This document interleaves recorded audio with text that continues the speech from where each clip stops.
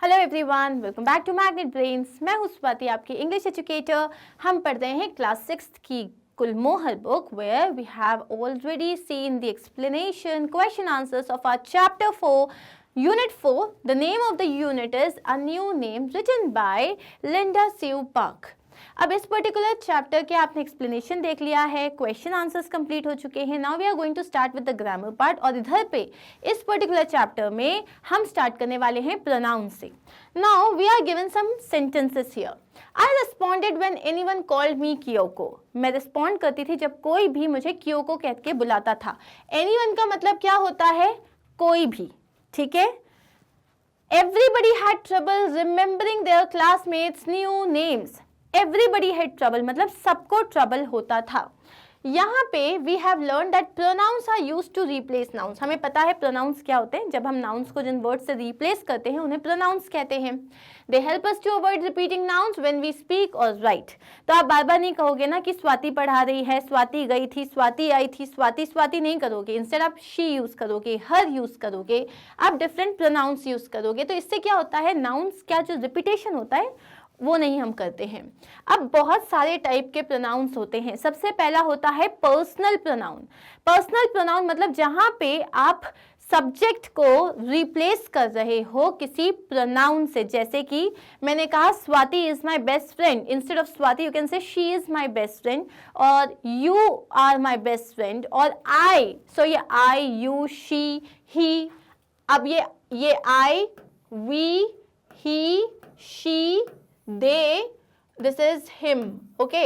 फिर you और it, ये जितने भी हैं ये हैं आपके पर्सनल प्रोनाउन में सब्जेक्ट प्रोनाउन, क्योंकि ये सब्जेक्ट को रिप्लेस करते हैं। I am going, you are going, we are going, ये सारे सब्जेक्ट को रिप्लेस कर रहे हैं। जिसके बारे में मैं बात कर रही हूँ उसको रिप्लेस कर रहे हैं। सब्जेक्ट और ऑब्जेक्ट आपको पता होना चाहिए क्योंकि इट इज़ वेरी इंपॉर्टेंट। और ये आप चाहो तो ग्रामर में चले जाना और वहाँ पे आपको सब्जेक्ट एंड ऑब्जेक्ट पे प्रॉपर वीडियो मिलेगा, आपके साइड डाउट्स क्लियर हो जाएंगे। Now listen, when I say Swati is talking to Hardik, Swati is talking to Hardik, okay. Now here if I have to replace, मेरे नाउन्स क्या हैं? ये दोनों नाउन्स हैं। अगर मुझे रिप्लेस करना है तो मैं स्वाति को बोल सकती हूँ she is talking to Hardik. She, Swati को मैंने शी से रिप्लेस कर दिया। स्वाति के बारे में बात कर रही हूँ क्योंकि कौन बात कर रहा है? स्वाति बात कर रही है, ये मेरा सब्जेक्ट है। किससे बात कर रही है? हार्दिक से बात कर रही है। हार्दिक मेरा ऑब्जेक्ट है। सो ऑब्जेक्ट के लिए ही नहीं आता, Swati is talking to him आएगा। तो ये जितने भी वर्ड्स हैं, मी, अस, एंड उसके बाद है हिम, हर, देम, ये सारे जो वर्ड्स हैं ये सारे वर्ड्स आपके ऑब्जेक्ट प्रोनाउंस होते हैं। यू दोनों ही केस में यू रहता है और इट भी दोनों ही केस में यू इट ही रहता है। ये आपके ऑब्जेक्ट प्रोनाउंस हैं, इसको बहुत अच्छे से याद रखिएगा। जो कि जिसके बारे में बात कर रहे हो सब्जेक्ट जिसके बारे में बात कर रहा है वो होता है आपका ऑब्जेक्ट, या सब्जेक्ट जिस पे एक्शन ले रहा है उसको कहते हैं हम ऑब्जेक्ट, ठीक है। अब आते हैं पजेसिव। पजेसिव मतलब when I talk about some belonging, जैसे मैंने बोला that you know you belong to me, या दिस इज माई पेन और this is mine, this is yours, this is Magnet Brains office. सो पजेसिव मतलब जैसे mine, hours, his, hers, और यहाँ पे देयर्स, योर्स, ठीक है, इट्स, ये सारे होते हैं आपके पजेसिव प्रोनाउंस। फिर आते हैं हम डेमोन्स्ट्रेटिव पे। देयर आर ओनली 4 प्रोनाउंस जो कि ये बताता है कि कोई सब्जेक्ट आपसे कितनी दूर और कितनी पास है। जैसे अगर यहाँ पे आप खड़े हुए हो और यहाँ पे एक ट्री है तो मैं बोलूँगी दिस इज अ ट्री क्योंकि ये बहुत पास में है। लेकिन अगर मैं यहाँ पे ट्री है तो मैं बोलूँगी that is a tree. Similarly अगर यहाँ पे बहुत सारे ट्रीज हैं, एक से ज्यादा ट्रीज हैं, तो मैं बोलूंगी दीज आर ट्रीज, प्लूरल। और सिमिलरली अगर दूर में बहुत सारे ट्रीज हैं तो मैं बोलूंगी दोज आर ट्रीज, ठीक है। Last is interrogative. इंटरोगेटिव मतलब जहां पे आप क्वेश्चन करते हो, व्हाट, व्हिच, हु, हुम, हुज, ये सब क्या हो गए? आपके इंटरोगेटिव प्रोनाउंस हो गए, ठीक है। The highlighted words in the sentences above do not refer to anything or anyone in particular. अब ये जो है ये जैसे प्रॉपर नाउन्स होते हैं ना, जो एक पर्टिकुलर चीज़ के बारे में बात करते हैं, ये किसी पर्टिकुलर के बारे में बात नहीं करते, ये कहीं पे भी लग सकते हैं depending on the noun. They are vague or general. In sentence 1, we are not told who called the speaker Kyoko. अब जैसे यहाँ पे जो फर्स्ट सेंटेंस है इसमें I responded when anyone called. अब ये जो वर्ड है anyone, ये जनरल है, कोई भी हो सकता है. I don't know किसकी बात करें, ना किसी गर्ल की बात करें, ना किसी बॉय की बात करें. It could be anyone. So यहाँ वो बोल रहे हैं कि उसमें नहीं पता. सिमिलरली जो सेकेंड सेंटेंस है उसमें भी हमें नहीं पता कितने लोग, एवरीबडी बोला था, एवरीबडी मतलब 2 पीपल, 3 पीपल, 4 पीपल, हमें नहीं पता कितने नंबर जो हैं वो लोगों को क्लासमेट्स के नाम याद रहते हैं या नहीं रहते हैं. इनको बोलते हैं indefinite pronouns. Everybody, nobody, somebody, everyone, no one, someone, everything, nothing, something, ये सब होते हैं आपके इनडेफिनिट प्रोनाउंस. जैसे कि any, anybody, anyone, anything, each, everyone, everything, few, many, nobody, none, one, several, some, somebody and someone, ये सब होते हैं आपके इनडेफिनिट प्रोनाउंस. अब क्वेश्चन क्या है आपके पास? क्वेश्चन है, आपको ये बॉक्स में सारे प्रोनाउंस दिए हुए हैं प्लस कुछ सेंटेंसेस दिए हुए हैं. आपको ये देखना है कि जैसे यहाँ पे दिया हुआ है, these cakes are too creamy and sweet, let us buy another. Another मतलब एक और ले लेते हैं. नेक्स्ट क्वेश्चन है, please put away dash neatly after you finish your project. So please put away everything neatly, मतलब जब तुम्हारा प्रोजेक्ट खत्म हो जाए, तो ये नहीं कि आपने जो है फेविकॉल छोड़ दिया, इरेजर छोड़ दिया, आपकी बुक्स छोड़ दी, नोटबुक्स छोड़ दी, तो जस्ट क्या कहा जा रहा है, please put away everything neatly, मतलब सब कुछ रखना सही तरीके से, नीट तरीके से. डैश इज दैट बैकपैक, तो यहाँ क्या आ जाएगा, हुज इज दैट बैकपैक, ये बैकपैक किसका है, किसका को इंग्लिश में क्या बोलते हैं, whose. I thought it was mine but it is Komal's, मुझे लगा ये मेरा है लेकिन ये कोमल का है. इट वॉज माइन मतलब मेरा है, ये कौन सा वाला प्रोनाउन है, possessive. Does dash know how to get to central bus stand, क्या किसी को पता है, किसी को मतलब एनीवन, ठीक है. डज एनीवन नो, क्या कोई भी है जिसे पता है. Hurry, take a pick quickly as there are not many books left, जल्दी से लो क्योंकि ज्यादा बुक्स नहीं बची हैं. Dash is more important than being kind, तो यहाँ पे क्या हो जाएगा, nothing is more important than being kind, मतलब कुछ भी ज्यादा इम्पॉर्टेंट नहीं है.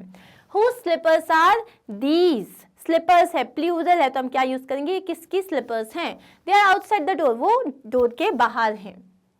अब है, Abuji told him that he must help his family find a suitable name. Soon he told her to be careful as only she sensed presence. If Abuji was saying in his own mind, I must help my family find a suitable name, we would say, Abuji told himself that he must help his family find a suitable name. Basically हम बात कर रहे हैं reflexive pronouns की. Reflexive pronoun मतलब जब subject और object एक ही होते हैं. अगर मैं इस रूम में हूँ और मेरे पास एक ही मिरर है, उसमें मैं अगर सामने खड़ी हो जाऊँ, किसको, कौन दिखेगा मुझे, मैं खुद. I will look at myself, तुम खड़े होगे तो you will look at yourself, they will look at themself, we will look at ourself, it will look at itself. तो ये जो वर्ड्स हैं ये reflexive pronoun होते हैं कि अबूजी ने खुद को बोला, Abuji told himself that he must help his family find a suitable name. So अब यहाँ पे करना क्या है आपको, सीधे हम यहाँ पे आते हैं. ये है सारे आपके रिफ्लेक्सिव प्रोनाउंस. हरसेल्फ, लाइक जैसे कि शी के साथ यूज होता है हरसेल्फ, उसने खुद ही केक काट दिया, she cut the cake herself. You hit yourself, they love we love ourselves, they love themselves, he loves himself and I love myself. तो यहाँ हमें क्या होगा, I blame, मैं खुद को blame कर रही हूँ, I blame myself for this mistake, forgive me. Okay, next is Sena bought 3 tickets for me, for her brother and for, उसने 3 tickets ली, एक मेरे लिए, एक उसके भाई के लिए और एक खुद के लिए, and for herself. There were many mangoes in the tree. Anita and her brother helped Dash to a bagful each. So बहुत सारे मैंगोज थे ट्री में. अनीता और उसके भाई ने they helped themselves. they के अनीता and her brother, 2 लोग हैं, हम थर्ड पर्सन की बात कर रहे हैं, तो they helped themselves. Okay, they helped themselves to a bagful each. We both felt nervous before the interview, but kept telling Dash there was nothing to fear. हम दोनों जो थे इंटरव्यू के पहले बहुत ज़्यादा नर्वस थे, लेकिन वी का क्या हो जाएगा, we kept telling ourselves, we का क्या हो जाता है, ourselves. Why don't you help dash to some juice? मतलब तुम अपने लिए कोई जूस क्यों नहीं लेते? Why don't you help yourself? You का क्या हो गया, yourself. Okay. Next is, now let us now look at another use of reflexive pronoun. Did you see yourself? Did you yourself see it or did someone else tell you? क्या तुमने खुद देखा था? जो हम बोलते हैं ना, तुमने खुद किया था, मैंने खुद खाया था. So did you see it yourself see it or did someone tell you? Why is Karan sending the parcel with them? Why doesn't he bring it himself? वो खुद क्यों नहीं ला रहा है? तो ये जो खुद बोलते हैं ना अपन, इसको भी हम रिफ्लेक्सिव प्रोनाउंस में ही आते हैं. लेकिन ये क्या होता है, जब मैं बोलती हूँ मैंने खुद ये काम किया, इसको हम एम्फेसाइज मतलब एम्फेसिस दे रहे होते हैं, इसको एम्फेसाइज वाले प्रोनाउंस में भी आ जाते हैं या एम्फेसिस प्रोनाउंस में भी आ जाते हैं. ठीक है. सो अब हम यहाँ पे आ जाते हैं इधर. Santosh cooks and bakes very well. He made this donut himself. How could you forget? You yourself told me you would buy the book on the way back, didn't you? तुम कैसे भूल गए? तुमने ही खुद ने कहा था ना कि आते टाइम तुम बुक लेके आओगे, तुम खुद बुक लेके आओगे. So they educated 6 children. They paid for all the expenses by themselves. Nobody was sure. We were not sure ourselves. The matter was serious. The principal wrote a letter dash to the principal wrote. अब यहाँ पे हर views है तो the principal wrote a letter herself to all the parents explaining her views on cheating. ठीक है, हो गए answers. अब नेक्स्ट क्या है, I was glad that the scars didn't fade right away. अब ये जो right away है, ये क्या है, ये कोलोकेशन है. कुछ ऐसे वर्ड्स होते हैं जो हमेशा एक साथ साउंड सही करते हैं, जैसे right away हो गया, ओके, या फिर बोलो sun dried हो गया. तो ये सारे ऐसे वर्ड्स हैं जो हमेशा एक साथ सही साउंड करते हैं. जैसे है look away, get away, do away, keep away, back away. ये सारे क्या है, कोलोकेशंस होते हैं. अब तुम्हें करना क्या है, इन सब का मीनिंग समझना है. जैसे कि यहाँ पे जो कोलोकेशंस दिए हैं, We backed away slowly when we saw the snake in the garden. हम पीछे हट गए जैसे ही हमने देखा कि गार्डन में स्नेक है. So यहाँ backed away का मतलब क्या होता है, move backwards, away from something or someone, usually out of fear. We backed away मतलब usually जब डर के आप किसी चीज से पीछे हट जाते हैं उसे बोलते हैं backed away. Next है, I tried to spot the eagle in the sky but hard to look away because the sun shone in my eye. But had to look away मतलब मैंने सोचा कि मैं स्काई में जो ईगल है उसे देखूंगा, लेकिन मुझे दूसरी तरफ देखना पड़ा क्योंकि सन बहुत जोर से मेरी आंखों में चमक रहा था. यहाँ पे लुक अवे का मतलब क्या होता है, यहाँ पे लुक अवे का मतलब होता है to turn away from something और समवन. टर्न मतलब अपना फेस साइड कर लेना, किसी दूसरी तरफ देखने लग जाना. The thief tried to get away with the loot, but the police arrived and arrested him.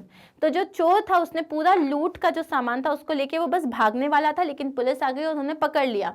Get away का मतलब होता है escape, भाग जाना. Next is keep away from the edge of the pool or else you may lose your footing and fall in. मतलब अब यहाँ क्या बोल रहे हैं कि जो पूल का जो एज है उससे अपना पैर दूर रखो वरना तुम फिसल जाओगे. मतलब ये जो बोला है ना, you may lose your footing. lose your footing का मतलब होता है तुम्हारे पैर लड़खड़ा जाएंगे और तुम गिर जाओगे. So यहाँ पे क्या है, to avoid something or someone. keep away मतलब जैसे keep away from bad people, मतलब उनसे दूर रहो, किसी भी चीज से दूर रहना. कीप समथिंग मतलब कीप अवे का मतलब क्या होता है, टू अवॉइड समवन और something. My mother did away with plastic boxes and replace them with steel and glass containers. So my mother did away मतलब उन्होंने सारे के सारे प्लास्टिक बॉक्सेस जो थे उन्हें फेंक दिए और उनकी जगह वो स्टील और ग्लास कंटेनर्स लेके आ गई. डिड अवे का मतलब होता है गॉट रिड ऑफ, मतलब छुटकारा पा लिया उन्होंने. Now here read these sentences और आपको जो सबसे सही कोलोकेशन लग रहा है उसको आपको अंडरलाइन करना है. जैसे पहले में दिया हुआ है, we should be deeply concerned या स्ट्रांगली कंसर्न्ड. हम हमेशा सुनते हैं it is always deeply concerned about the state of environment. Concerned हमेशा डीपली कंसर्न्ड होता है, स्ट्रॉन्ग कंसर्न नहीं होता. I was pleasantly surprised और suitably surprised. क्या बोलते हैं हम बोलते हैं I was pleasantly surprised to see you at the concert.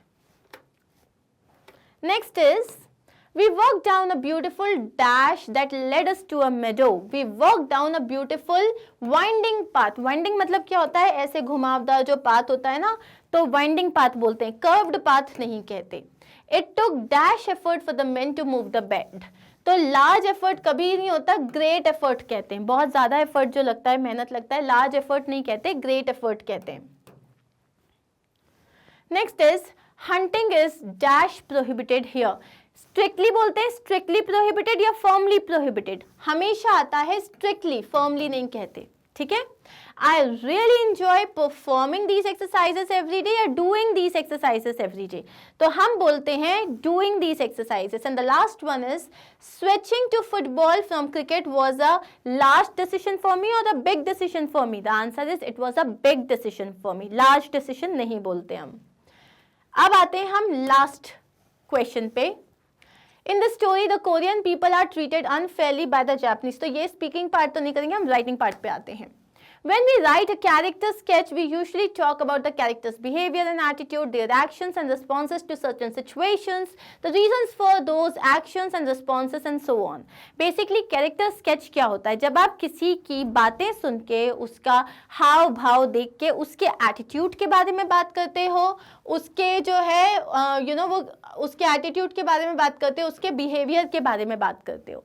क्या देखते हो आप कि वो चीज़ों पे किस तरीके से रिएक्ट करता है। जैसे मान लो अचानक से कोई प्रॉब्लम आ गई, मैं ओ माय गॉड मैं कैसे करूँगी। इससे समझ में आ रहा है that maybe I am very weak. लेकिन अगर इसी की जगह मैंने क्या बोला, नहीं हम डट के मुकाबला करेंगे, may be you can feel that नहीं या तो बहुत करेजियस है, या ये तो बहुत ज़्यादा ब्रेव है, या उसी की वजह से अगर मैंने जो है बहुत गंदे तरीके से खाना खा रही हूँ, सब टपक रहा है, या फिर मैंने जो है लिटर इधर उधर फेंक दिया, इसका मतलब मैं बिल्कुल मैनर्ड नहीं हूँ।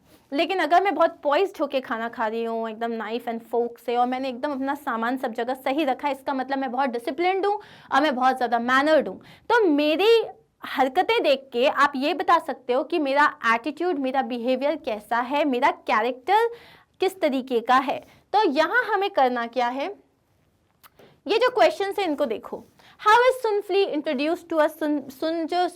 सुन ली है, जो सुन ली को आपने कैसे इंट्रोड्यूस किया हुआ है, वो किस तरीके से जब उसका नाम चेंज होता है तो वो किस तरीके से रिएक्ट करती है, क्या वो एंग्री है, क्या वो अपसेट है, और क्या वो बहुत जल्दी अपने नाम को चेंज करने में बहुत ज़्यादा यूज्ड टू हो जाती है, क्या उसका बिहेवियर कैसा है क्लास में, क्या वो बहुत ज़्यादा ओबीडियंट है, क्या वो बहुत ज़्यादा ऑनेस्ट है, या वो बहुत ज़्यादा ट्रबल क्रिएट करती है फॉर द टीचर। वो जो है पनिशमेंट जब उसको मिलता है तो क्या वो अपसेट हो जाती है, या वो बहुत ज़्यादा रोती है, और वो क्यों अपसेट है, टीचर पे अपसेट है जिन्होंने मारा है, या ओएनएस सैन पे जो है बहुत ज़्यादा अपसेट है क्योंकि जिसकी वजह से मार पड़ी है। अब ये सारे क्वेश्चंस जो हैं, ये सारे क्वेश्चंस को देख के आपको उसके कैरेक्टर के बारे में क्या समझ में आता है, ये है हमारा answer. Sun Hee is in many ways the primary character, though she is not the only narrator. अब ये जो पूरा चैप्टर है इसमें she is not the only narrator, लेकिन वो यहाँ की प्राइमरी कैरेक्टर है। Her stories reveal the additional struggles of being under Japanese occupation as a young Korean girl. वो जो भी बता रही है वो क्या रिवील कर रहा है कि एक जापानीज कोरियन गर्ल को कितने ज़्यादा स्ट्रगल फेस करने पड़े थे। और ऑनसेट से मतलब ये जो आपका चैप्टर है इसमें देख के आपको क्या समझ में आ रहा है, it is clear that soon he is rebellious, कि नहीं वो बिना मतलब के अनजस्ट बिहेवियर नहीं सहन करेगी। तो इससे पता चल रहा है वो रिबेलियस है, वो अवेयर है, उसको समझ में आता है उसके साथ क्या हो रहा है, वो स्पिरिटेड है, मतलब वो बहुत ज़्यादा फोकस्ड है, उसके अंदर बहुत ज़्यादा जुनून है, एंड इंक्विजिटिव, और वो बहुत ज़्यादा क्यूरियस भी, उसको जानना है कि अगर कुछ हो रहा है तो क्यों हो रहा है। Defying her expected role as a quiet and subservient daughter. और ये जो है जैसे हमें एक्सपेक्टेड है कि वो बहुत शांत और बहुत ही बात मानने वाली बच्ची होगी, तो ये बिल्कुल उसको ऑपोजिट है। Her toughness and fearlessness are critical elements of the story. और स्टोरी में हमें एक चीज़ समझ में आती है कि वो बहुत टफ है और उसको बिल्कुल डर नहीं लगता, वो फियरलेसनेस है उसके अंदर बहुत ज़्यादा। ये we are done with the question answers and grammar and everything. हमारा चैप्टर फाइनली फिनिश होता है। नेक्स्ट वीडियो में हम स्टार्ट करेंगे इस चैप्टर के बाद जो एक बहुत ब्यूटीफुल सी पोएम दी है वो। So you have to stay tuned with me, you have to like this video, you have to understand that. आप लाइक करते हो तो मुझे समझ में आता है कि ओके आपको ये वीडियो अच्छा लगा है, और जब मैं नेक्स्ट वीडियो क्रिएट करती हूँ तो मेरे अंदर बहुत ज़्यादा मोटिवेशन आ जाता है। So if you want me to create the next the coming videos with a lot of motivation, then give me a lot of likes. And you can visit our website magnetbrains.com. It's very easy. आपको सिर्फ यहाँ पे जाके class को select करना है, subject को select करना है, आपका टॉपिक आ जाएगा एंड उसके बाद आपका वीडियो स्टार्ट हो जाएगा। Now this is much easier than going to YouTube, because YouTube में आपके पास सेवरल वीडियोज़ होते हैं and it is very difficult to find कि प्रीवियस वीडियो कौन सा था, नेक्स्ट वीडियो कौन सा था, because you know it's quite confusing, क्योंकि बहुत सारे वीडियोज़ हैं। यहाँ पे एक प्ले लिस्ट बनी हुई है, आपको क्या करना है, एक प्लेट सजी हुई है, बस जाके बैठ के खाना है। That's all you have to do. Okay, so save your time, visit our website and do not forget to like, share and subscribe. Take care. Bye.